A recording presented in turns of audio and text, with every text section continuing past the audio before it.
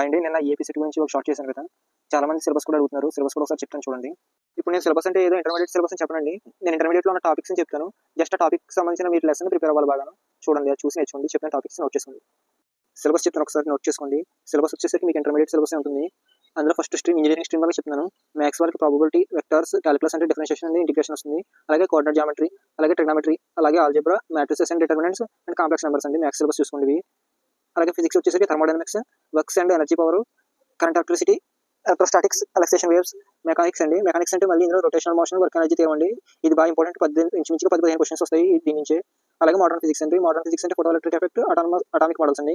Chemistry topics వచ్చేసి atomic structure, chemical bonding and molecular structure, organic chemistry, అందులో ప్రాథమిక సూత్రాలు అనేది చెప్పుకుంటుందండి.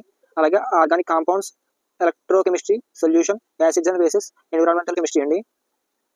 ఇప్పటివరకు చెప్పినవన్నీ కూడా ఇంజనీరింగ్ స్ట్రీమ్ వాళ్ళకండి. ఇప్పుడు దాన్ని నేను అగ్రికల్చర్ స్ట్రీమ్ వాళ్ళకి కూడా చెప్తాను. అగ్రికల్చర్ స్ట్రీమ్ అంటే మీకు ఫిజిక్స్, కెమిస్ట్రీ కామన్గానే ఉంటుంది సిలబస్. అది బాటనీ, జువాలజీ చెప్తాను, ఒకసారి చూడండి. బాటనీలో టాపిక్స్ చెప్తాను చూడండి. ఫస్ట్ టాపిక్ వచ్చేసి plant physiology, and second one ప్లాంట్స్లో reproduction, and third one molecular biology, fourth one biotechnology and applications, fifth one plants and microbes and human welfare, and sixth one diversity in living world, and seventh one cell the unit of life, and eighth one plant ecology. And zoology చెప్తాను చూడండి. ఇప్పుడు first topic వచ్చి human anatomy and physiology from 1 to 4 అండి.